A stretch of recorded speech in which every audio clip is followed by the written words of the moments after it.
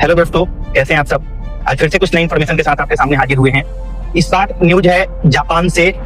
Japan की जो अभी प्राइम मिनिस्टर बनी है तकाइची साने, ये जापान की फर्स्ट लेडी प्राइम मिनिस्टर है और इनको आयरन लेडी के नाम से भी बुलाया जाने लगा है कुछ दिनों से। ऐसा क्यों? क्योंकि आपको पता होगा दोस्तों, चाइना एक ऐसा देश है जो अपने खिलाफ कभी किसी से भी नेगेटिव नहीं सुनना चाहता है। अगर कोई नेगेटिव बोलता भी है तो अपने पैसे के बल पे, अपने हथियारों के बल पे दबा देता है। और ये हमेशा से इसका नीति रहा है विस्तारवाद का। ये फिलीपींस पे भी अपना कब्जा जमाना चाहता है, फिलीपींस के एरिया में ताइवान को भी लेना चाहता है। इधर इंडिया में अरुणाचल प्रदेश में भी नाटक कर रहा है कि Arunachal Pradesh is Chinese territory. तो इन सब बातों को लेके ताइवान के ऊपर जापान की प्राइम मिनिस्टर जो तकाइची साने हैं, उनने बोला है कि अगर ताइवान को कुछ भी करते हो तुम, तो बीच में जापानीज फोर्स आएगी।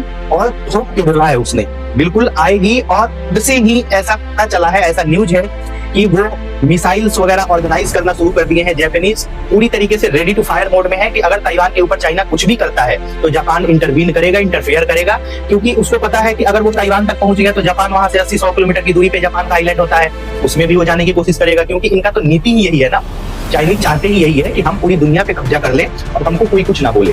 तो ये चाइनीज को इस बार उसके बराबर का किसी ने जवाब दिया है और मुंह पे पंच मारा है। इस तरीके से बोलने के लिए अमेरिका तक भी सोचता है कि चाइना को डायरेक्ट थ्रेटन नहीं करता अमेरिका कभी। अमेरिका चापलूसी करता है, ललो चप्पो करता है, कभी टैरिफ लगा देंगे, ये कर देंगे, वो कर देंगे, बट कुछ कर नहीं पाता है। तो दोस्तों, इसमें बात साफ है कि जापान अपने सुरक्षा को लेकर किसी के साथ वो नहीं करेगा, बार्गेनिंग नहीं करेगा। और इस बार चाइना को सीधे दो टूक सुना दिया है, जिससे चाइनीज गुस्से में भर आए हैं, क्योंकि उनको तो निगेटिव सुनने की आदत नहीं है ना किसी से। तो उसने क्या किया, चाइना बदले में जितने भी चाइनीज टूरिज्म के लिए या किसी भी काम के लिए जापान जाते हैं, उन सबको बोल दिया कि कोई भी जापान का यात्रा आगे से नहीं करेगा, जिससे जापान को नुकसान होगा।